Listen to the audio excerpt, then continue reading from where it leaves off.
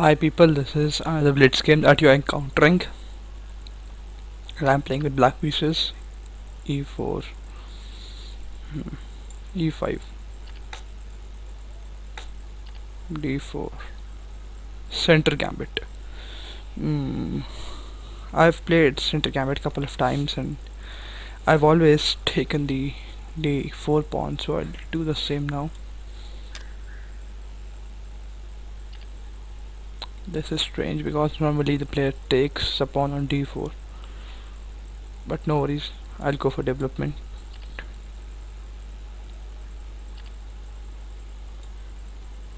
I think it's not good to try to retain this pawn.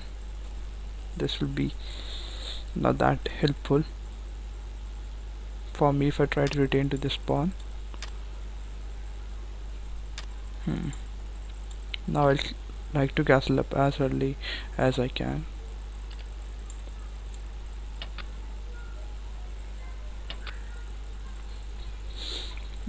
Okay, let's hit this queen first.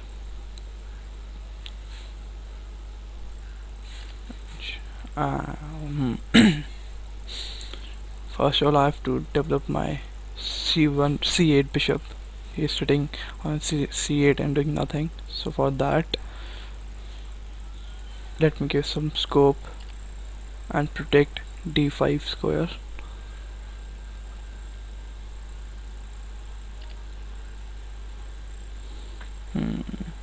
What should this move? I don't know. I don't know what's the plan of playing this move, but now I'll first play bishop to e6. If he takes, I'll be having two pawns in the center, which will be good for me.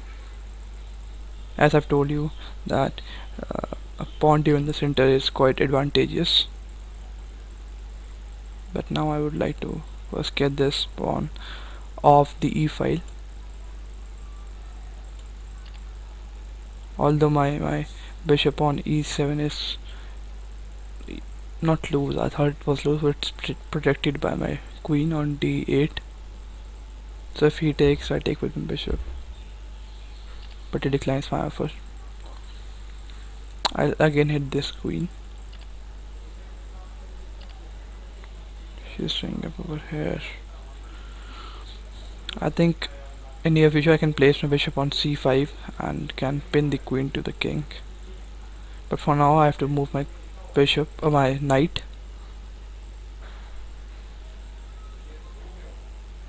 And I can,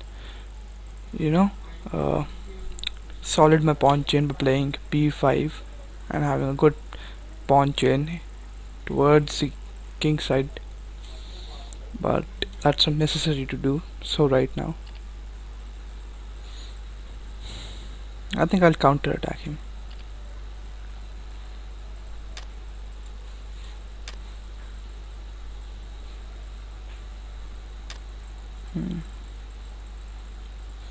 And now I would like to take advantage of this diagonal, so first I'll play my rook, and now I'll play my bishop over here,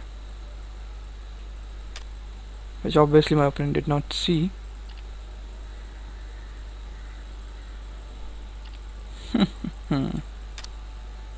Queen is lost, but he can win my rook, I guess, but I can also take his rook, so that's not a big deal. He's not taking up my queen. Not a big deal. I can go for exchanging pieces because I'm up the material. I'm full up a queen.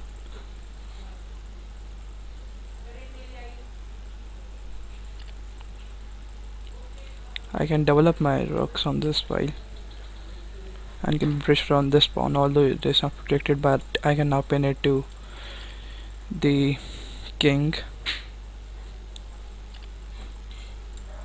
Okay.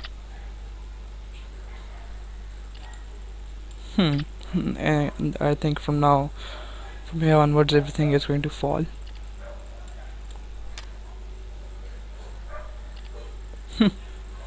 It's mate, I guess. There's nothing that black can do.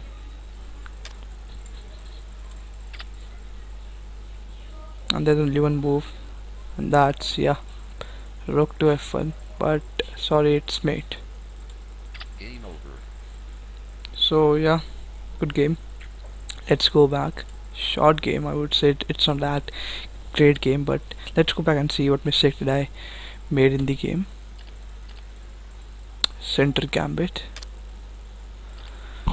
I think this is a mouse slip. He wanted to capture my d4 pawn. So this is something strange, I would say. And here I played. He should have played d5, I guess, because then I have to move my knight back to g8, which is something problematic. But he did not do that. He brought his bishop out.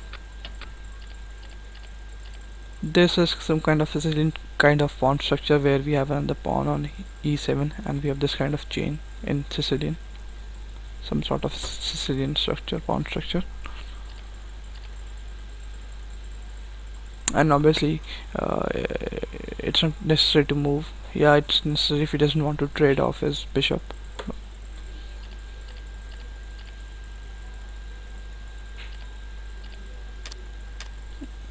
Here I lost a pawn. I should have calculated this thing.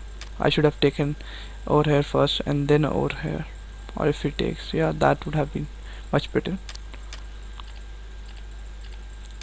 And here my opponent again was busy with his plan. He did not see this threat of pairing the queen to the king. And from here onwards it was pretty easy. Here I guess I should have taken up this pawn, and if he takes this my rook, I can go with d4 check and win this rook. That would have been much better. And from here onwards everything was easy.